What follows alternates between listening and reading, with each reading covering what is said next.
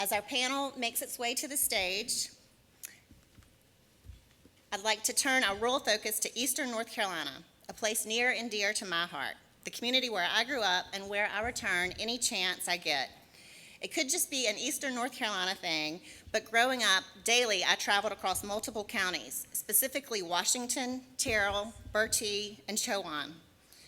All of these counties were listed yesterday on the map of distressed communities that need better access to funding and more NC IDEA support.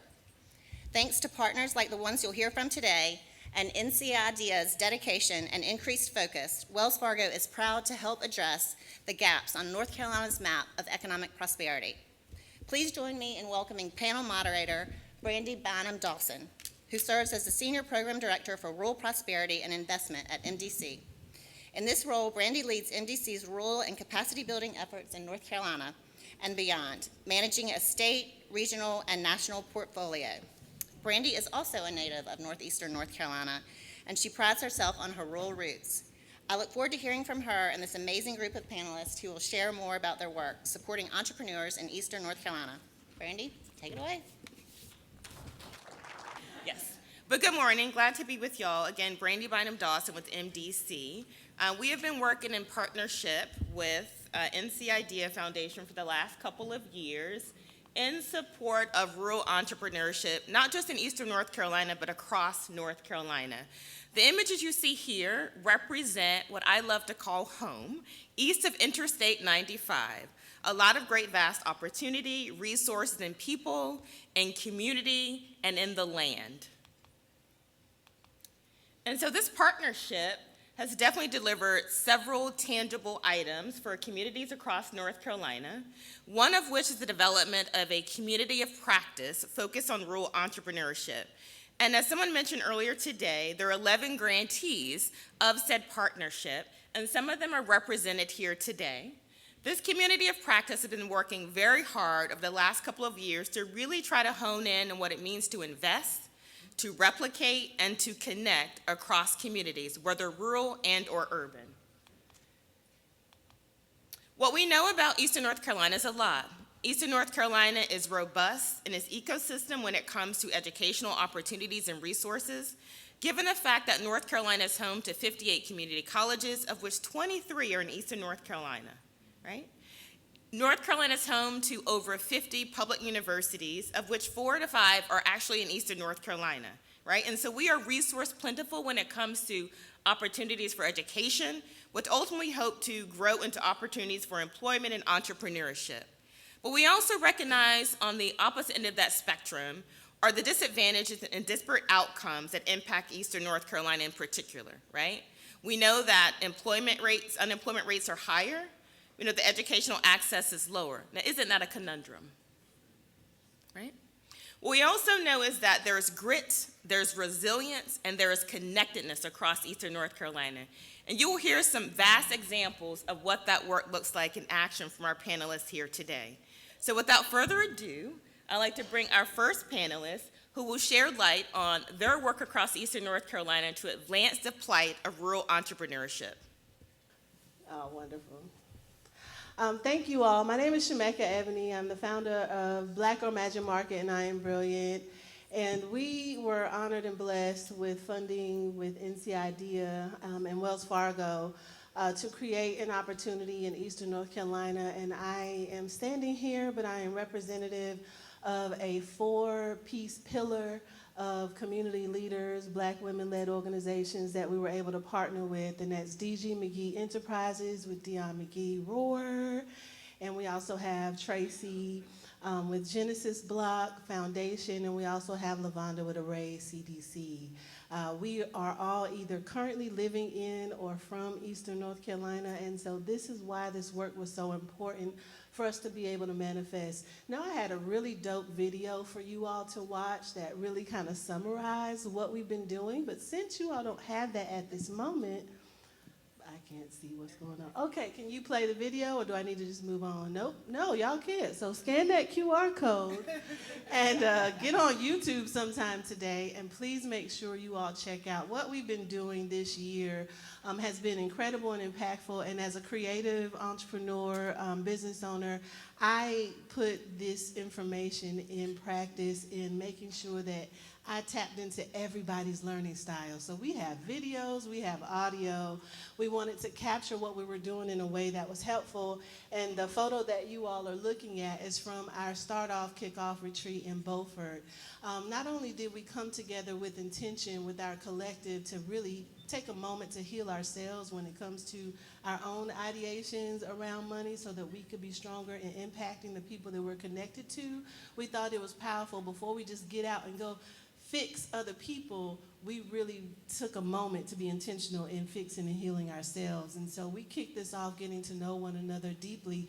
We all were in the in NCID's ecosystem, but we had not worked together before. And so that's a message for those of you that are looking to work with people. You need to take that time to really build intentionally, getting rooted together so that you can grow something beautiful in your partnerships. So I got handed this, but oh, wonderful. So what you see is a collage of the events that we did this year. Not only did we do virtual, we also focused on in-person. And our bold, audacious goal was to target 15 counties in eastern North Carolina. Whoa, I know, right? But the beautiful thing that came out of that is that we were able to see what's working, what's not, what's needed, and what we can do about it. And so from March until all the way through December, we created programs, initiatives, both in-person and virtual. And thanks to the funding from Wells Fargo, we were able to identify entrepreneurs that we could focus on awarding. So LaVonda brought the networking component with working with Blue Economy, and we had a shuck event in Beaufort, and oh my gosh, I did not know that oysters could be so good. And I did not know they had all these different flavors and tastes. So I learned so much about Blue Economy that we were able to maximize connecting entrepreneurs in that environment as well. And then when you see Dion Roar, which we wanted to work with our service-based rural entrepreneurs to make sure that they knew how to roar their revenue up to the next level and get to those 6- and 7-figure revenue generating outcomes that we would like to see in rural eastern North Carolina. And so we had a VIP day where we brought our laptops and really dug deep into, let's look at the proposals that we're putting together and let's really put meat in it. So workshops like that were very helpful to the entrepreneurs, and that was one of the places that we also gave awards. And then when we tap into Mom in My Business, we did that in Rocky Mount.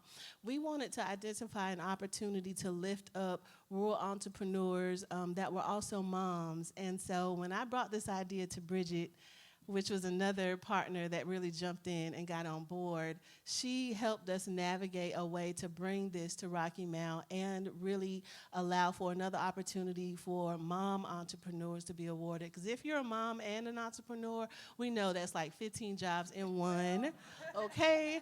And so we wanted to really pour in and invest with them. And some of the outcomes from that is that the mom entrepreneurs felt seen, they felt heard, they felt understood. And so it was important for us, in theory, to practice throughout this whole engagement to make sure that we're not only focusing on the exterior of these businesses and focusing on business, but healing the people along the way. Because rural eastern North Carolina has been long forgotten and overlooked and underserved, and we wanted to do something different. So this is what you see also with Conversations to Contracts with Tracy. She lifted up an opportunity to turn those nice conversations into some contractual opportunities to really track procurement in communities to make sure that the dollars are circulating to small business owners in community. And you'll also see that Content and Confidence, which is something that we did in New Bern, was another opportunity for us to be able to lift up and amplify, working with the people that even us in this room know we don't put a lot of money into advertising and marketing, right? But how are people going to know what services you provide if you don't advertise and market? Well, the same with our entrepreneurs. If they're not taking the moment with intention to focus on their product placement, focus on the delivery of what they're doing, we wanted to remove the barriers and create an experience for that. What you see here is an example of what we did with BAG, which is our Business Accountability and Growth Accelerator. We did that virtual. We did it in the spring and the fall to remove the barriers and limitations of people being able to physically be present. It was a 90-day accelerator style peer learning, and we brought in subject matter experts. And Lisa Franks is one of the examples in our group. She came out of New Bern, which was also connected to Array CDC. This was a powerful experience of being able to bring bring her into the spring bag. She was a student, but she was also a leader. She's a holistic health physician, but by the time we worked with her in the spring, she was also now a vendor at our future events because we offered self-care. So some people, if you came to our event, you got a chance to get a massage. And if you've not had a massage by Lisa, then you're missing out on something incredible. So you want to tap down and take that trip down to New Bern and tap into that.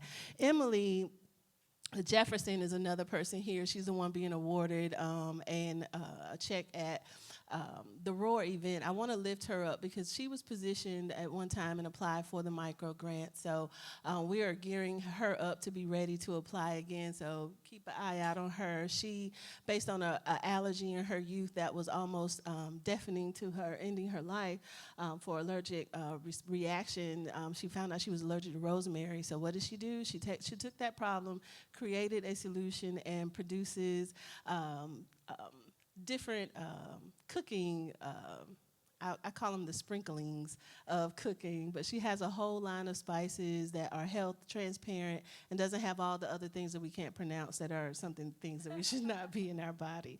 So I'm putting in these QR codes because y'all, again, I can't tell you, I can show you better than I can tell you. And in honor of my mother's birthday today, that's something that I learned very much from her growing up in Kinston, North Carolina, is I can show you better than I can tell you. So these QR codes tell a deeper story than I have time to do today. So make sure you scan these, look deeper. We have our bag report, we have our Genesis block report because we have our receipts on the successes that are in Eastern North Carolina so that you all see that there's some powerful work to be done and needs to continue here in what we're doing. And so I will wrap my time in lifting up that the Eastern North Carolina Women's Business Collective is going to continue this work in 2026. And out of the 15 counties that we were working with, these 5 have stood out and said, hey, we want you back. We want you again. We want to continue to deepen that relationship. And we're coming. The demand is there. The opportunity is there. Now we need the partnerships with you in this room. We need you all to meet us in New Bern, Rocky Mount, Kinston, Greenville, and Jacksonville. And I've gotten several emails saying, come to Wilson too. So we are going on the road in 2026, and we're looking to you all to partner. So if you are in these counties, you serve these counties, or want to connect with these counties, make sure you see someone from the Eastern North Carolina Women's Business Collective. And if I could have my people stand, these amazing ladies are doing some powerful things. Thank you for your partnership. Ladies, thank you for trusting something that we couldn't trace, and thank you for jumping on a train and building it while it was moving. I'm Shemeka Ebony with Black Girl Magic Market, and don't leave this place without connecting with one of us today.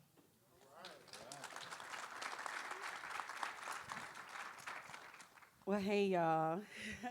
I'm Bridget Pfeiffer with Living Better Life, and I am in Eastern North Carolina. I actually live in Whitakers in the country, y'all. Nothing there, nothing but me. But I love it, absolutely love it. Our office is actually based in Rocky Mount, which is about a 25-minute drive through the country. But I love it. I love being where we are. A little bit about, let me say my backstory, how I got there, just a little bit. I'm from Buffalo, New York. I did a little engineering, electrical engineering statistics undergrad. Come from a time, I'm not going to date myself, but the first programming language that I did was on them big machines with the punch cards. Yeah, that was me. But as an engineer, I worked at Prestolite Electric back in the day. I was the only minority, only female. I told the story the other day. I started wearing 6-inch heels because they wouldn't they would not even look at me when I would be presenting. So obviously, a 6'6" woman walking in the room, they paid attention. So, but that also, I've always had to press my way, do 200, 300% more than we had to just to even be heard in those spaces. And the sad thing to say, in those areas of STEM, is still limited when it comes to women, when it comes to minorities. It's still, I was with some women who are programmers, and still many times when they go into rooms, they're the only ones there. So that comes to how I started Well, actually, that's not how I started. That's a longer story. I'm not going to get into all of that. But when I started Living Better Life, it was really to help others that were looking to start a business, to grow a business. And we realized that there were some hurdles as first of all in my own business. So it's been over 25 years of being self-employed. I love it. My children, both of them were preeclamptic. Well, I was preeclamptic, so my children were actually born premature, so I couldn't work a regular job. So my business was everything, and my kids went with me everywhere. My husband and I were in ministry for a while, but in 2021 he passed away, Charlotte, North Carolina. I was already traveling back and forth where my mom was there in Whitaker's, so it just made sense to be closer to her. The thing is, when I used to go to Whitaker's, it was just my retreat because there was no internet. I could not be reached, thank God, when I was there, right? But now when I'm living there and I'm working there, it's like, what the heck? How do you live? And I would drive literally from Whitaker's to Rocky Mount, and when I tell you, I would cry because the housing condition, the lack of resources that's in the area, I couldn't believe that people lived that way. I didn't see it, so I was removed from it. So being there, it gave me a whole different perspective of what Living Better Life should be doing. Our first launch there, we hosted an event to connect resources to people, because one of the things that we found when we first went there was a lot of things that were available, but the left hand didn't know what the right hand was doing. A lot of people didn't know what was available right there in that space. So one of the first things we did was we connected with government, we connected resources there, and said, let's host an event. It was actually our ribbon opening ceremony as well. I'm over here shaking, y'all. I get emotional about this because, systemic issues didn't, when you see it up close and personal, it's different. And, yesterday the mayor of Durham was talking about how Durham is in Raleigh area is at the top of every list. Well, Edgecombe County is at the bottom of every list. Matter of fact, we have an initiative, Get Off the List. And yes, we get off the list. And so bringing the government parties together, bringing community, nonprofits, and for-profits together, that's what we focus on. When across the train tracks, I've always heard it, never really seen it until you come to Rocky Mount. You have Nash County prospers, economic development everywhere. Then you go on right across the street, boarded up. It's so sad, and it's so real. But we have a community that's working together. As a matter of fact, how I got connected to NC IDEA, I'm so thankful for Mr. Barry walking in. He attended one of our events at the request of Ben Farmer. He works with the Upper Coastal Plain Council of Government. And Barry was invited to what we call our Roots to Region, which is a monthly meeting that we put together to collaborate, to form these partnerships. It was actually originally put together to go after a $50 million grant. We didn't get it. However, we did get the collaborations out of it. And that right there has been priceless. I want to talk a little bit about some of the partnerships. I know I'm talking. These partnerships right here, these are some of our incubator participants who you see up on here. We have Patrick Ignacio. He was scared to pitch. He did not want to pitch, but his company, Heart to Home Meals, we partnered him. Part of his winnings was to be in a partnership with a matched up organization where he would be included in on their grant. And we partnered him with the Wright Center, who they do a lot with their respite care, dementia, Alzheimer's, and different things like that. Well, Heart to Home's meals have heart healthy, mind healthy meals. He was the first organization connected to this in America. And in a 6-month period, our funding, he was connected, got a $15,000 grant.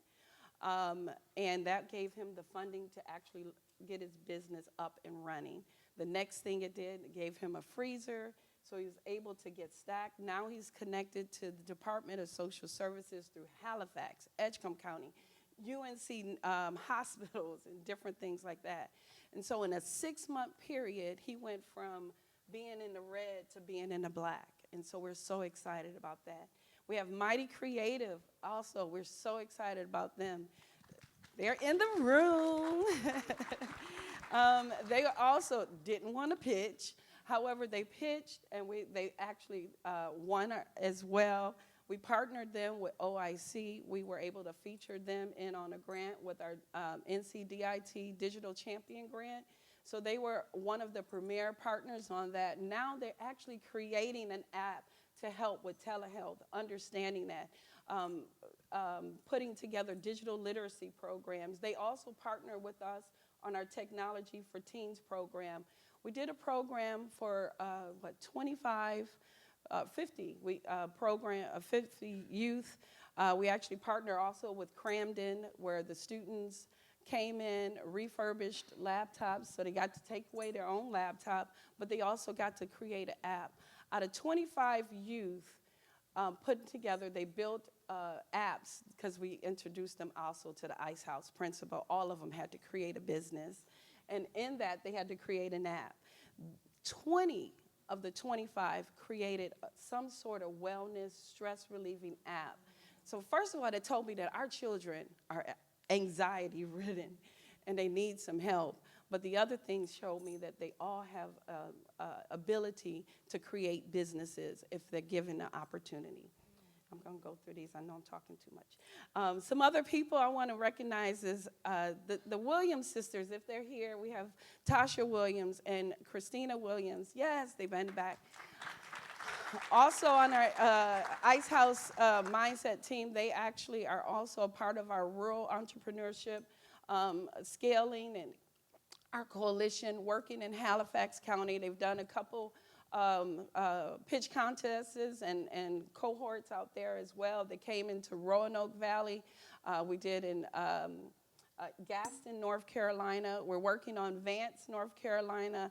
We were supposed to be doing something in Wilson also, but I'm excited. We have been able to host 3 cohorts, over 34 graduates, over 8 pitch contests. Every participant that completed the cohort got a $500 stipend. Thank you, Wells Fargo. And the winners were able to have some cash so that they could scale and grow their business. Not only that, we have partnerships, and I'm so excited about the partnerships that we have. Also with NC Innovations, we're able to connect our participants that need to be connected to innovation, to research, to help them grow and to scale. I'm going to stop talking because I did too much as it is. What we do, we have a digital toolbox. We have growth cohorts, funding.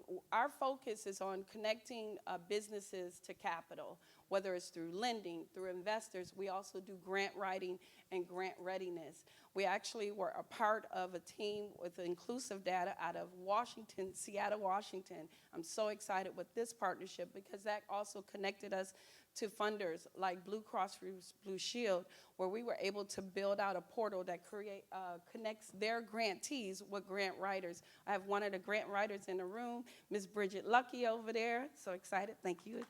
So, but we're helping funders connect money, grantees get connected to grant writers, and we're so excited about that partnership as well. And our youth, of course, everything starts with our youth. We have our pre-apprenticeship and apprenticeship program and pharmacy technology, computer programming, business analysis, and program management. So I think I said a lot. And connect with us. Please just connect with us. Help us. Like I said, a lot of times we're screaming over in Eastern North Carolina, and oftentimes the funding goes close by, but it doesn't hit. Look at how many times when he showed Eastern North Carolina, we had the smallest square, right? But yet so often it's connected to the most funding right next door. So, yeah, we just need to cross the line and get it to the people that need it the most.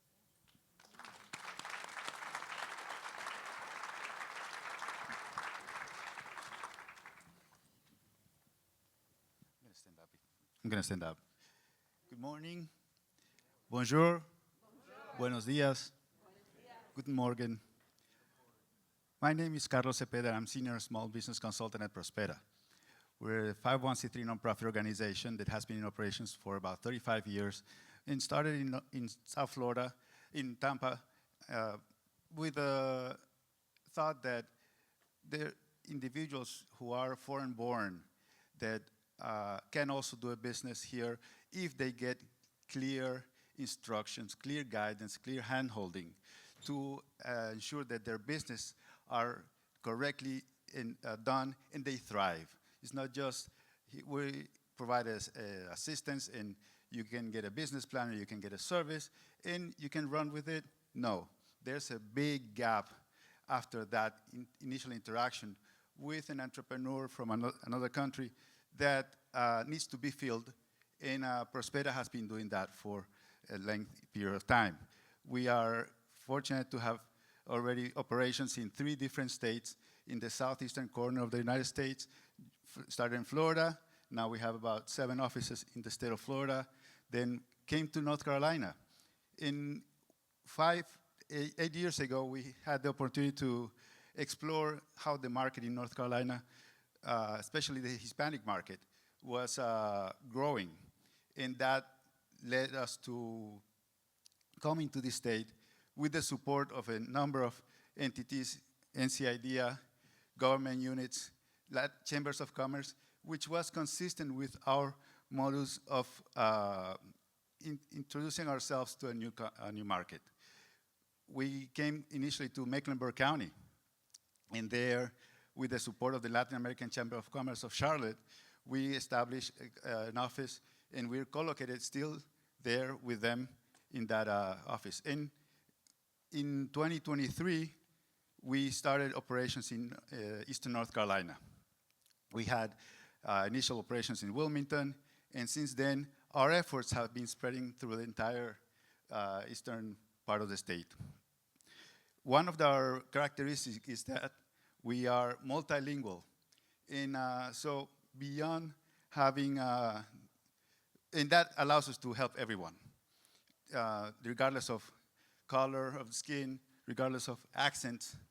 We have been equipped by our leadership to bring together a group of experienced professionals in banking, in access to capital, in capacity building, that has the opportunity to access and increase the access of services that exist in the biosphere of entrepreneurial support to individuals from other countries, and also to members of minority communities from the United States. We are guided by a regional board who is represented by members of different important institutions, in banking institutions, government units, funders, etc. And we cannot do the work that we have been doing for many years without the support of partners in the region. And that includes faith-based organizations. NCIDEA has been an instrumental partner and funder to us to assist us in spreading the mission of the ecosystem into that area. Also, Hispanic Federation has opened their doors for us to assist in seminars and provide support also with individuals in those communities who come from many countries of Latin America, yet don't have understanding or knowledge of how we can help them here, and also understand how robust the ecosystem of support is for them to take advantage of.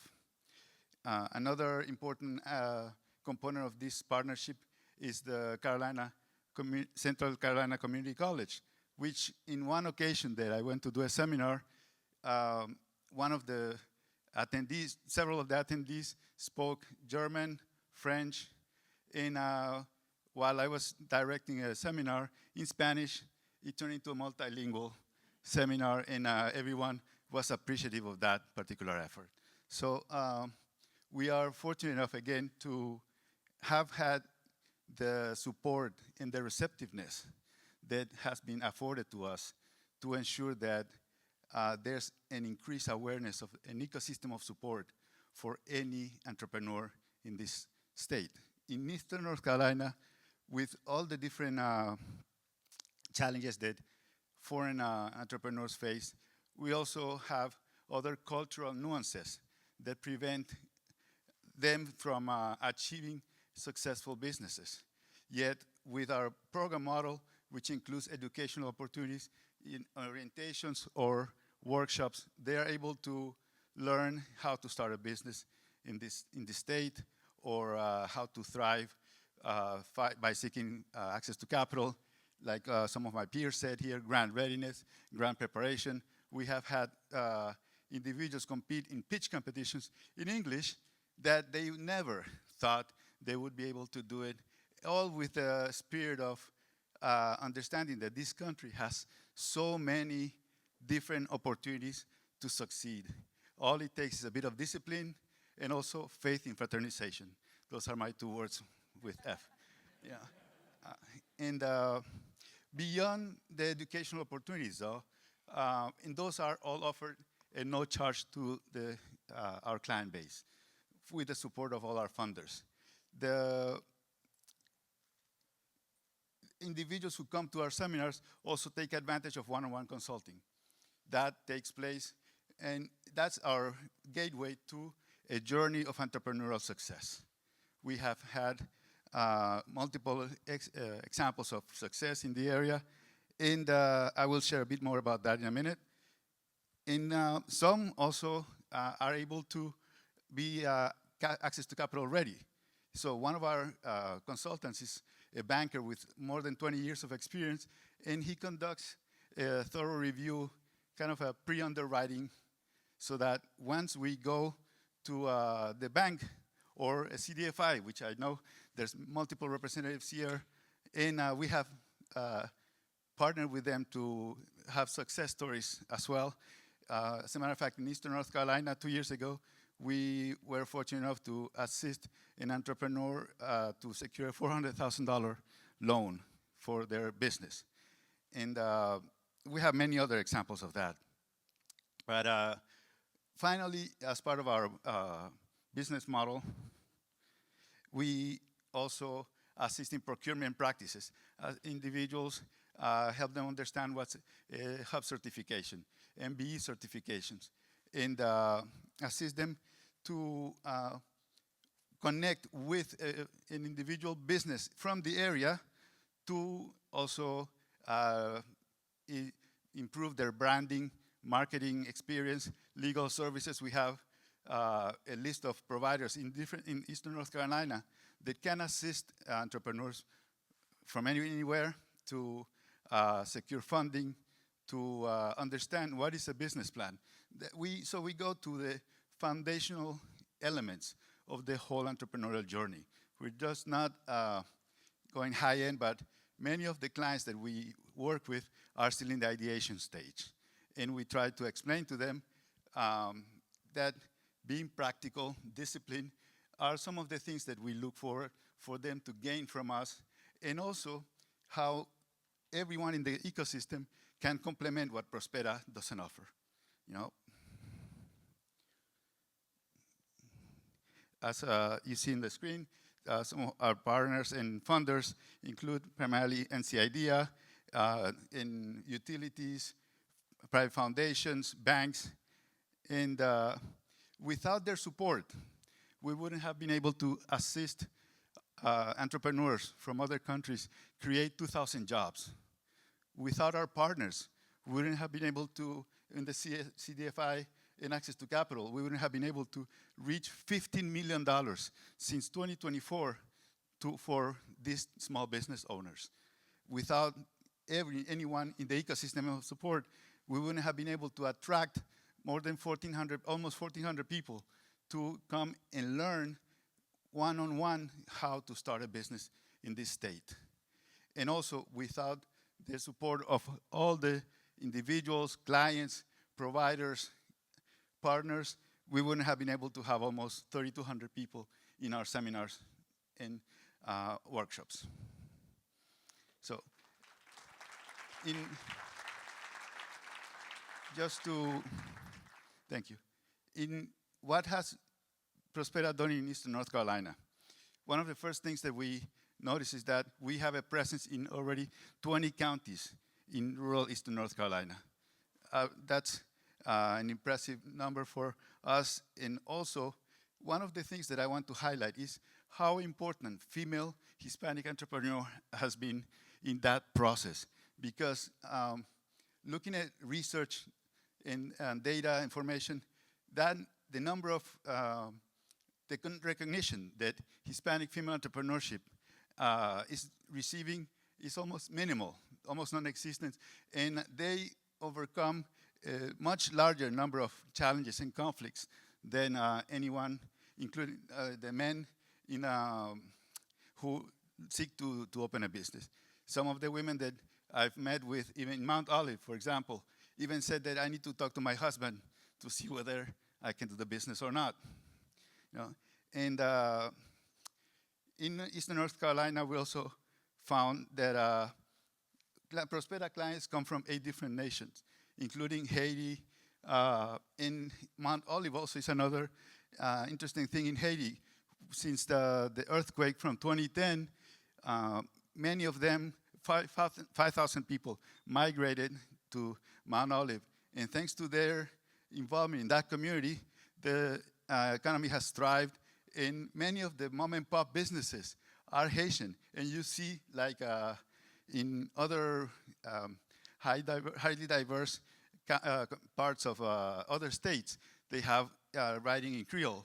So anyone here from Haiti? Oh, interesting.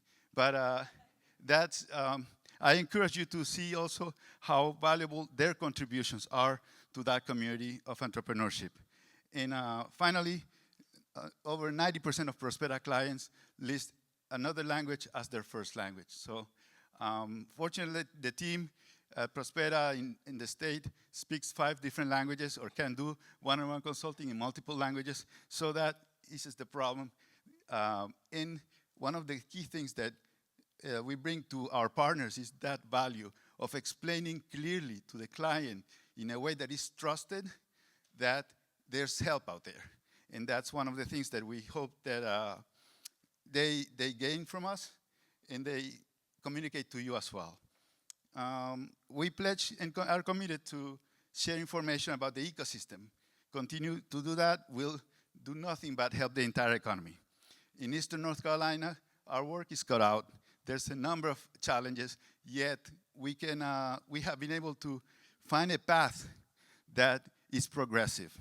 We also are delivering information about the opportunities so that they can increase their portfolio of services.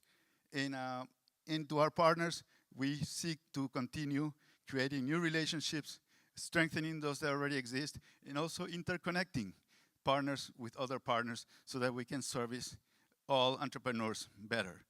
Finally, I'm thankful to the funders like NC IDEA, all the members of the funding community for also increasing our knowledge of consultants or any member of the entities in the ecosystem so that we can deliver services better and everyone gains together.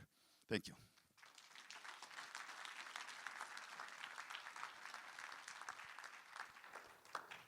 All right. Well, we are getting really, really close to time. I see Barry and Sarah both standing, so I want to make sure that we keep on track with our timing and all. But wanted to sort of leave with one last question for our panelists here. And thank you all again so much for sharing your stories, your journeys, and the work that you are so committed to doing for generations to come.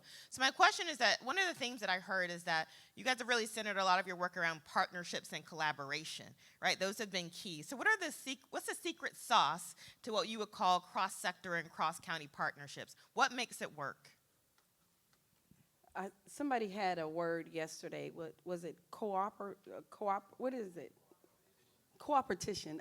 I love that. Mr. Isaac Bunk is actually walking out of here, but we're in the same area. We cross paths often. We do many of the same things, but we also realize that it is a lot of work that needs to be done.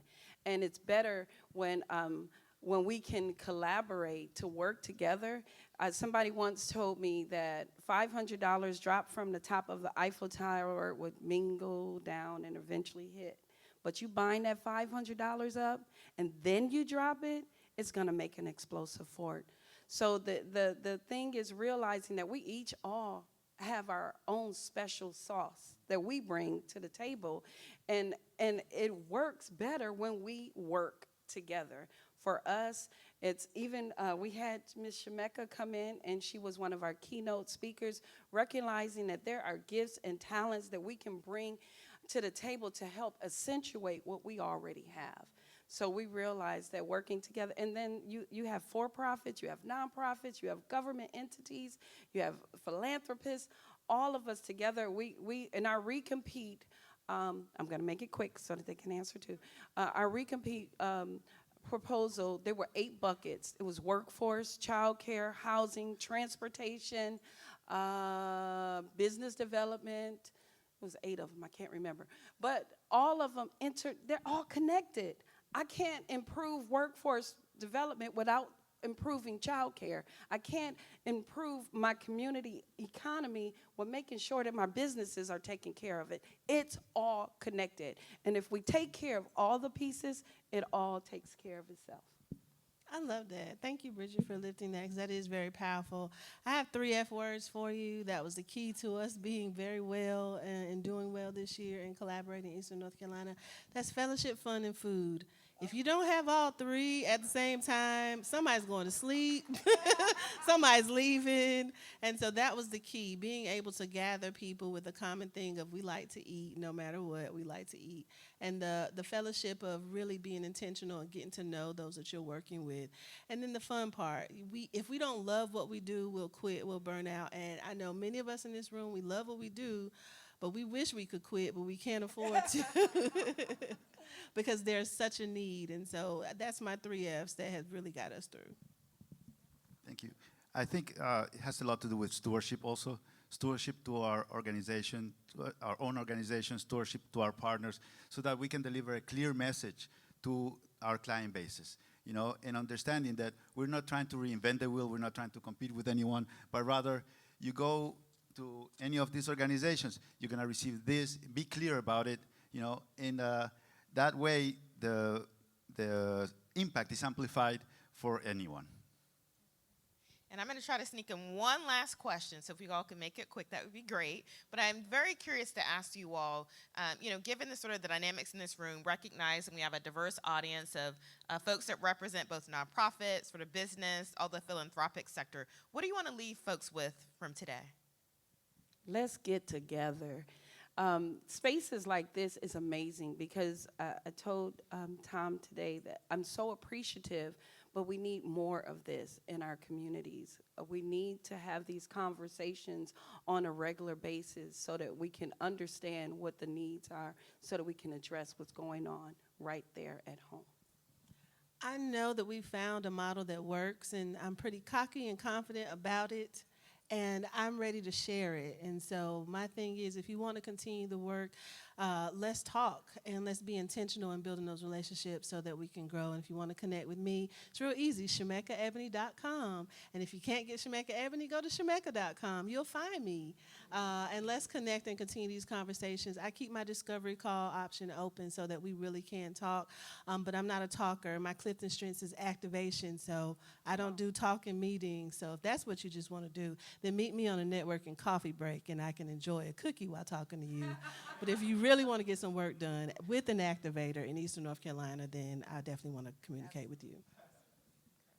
Now, I woke up this morning and I turned on the TV, and there was The Wizard of Oz, Alice in Wonderland, the movie, and I see that I started hearing the song about Somewhere Over the Rainbow, and I said, for many entrepreneurs, regardless of where they are or where they come from, there's that mentality that they're in a country where over the rainbow, where they have heard about it in a lullaby.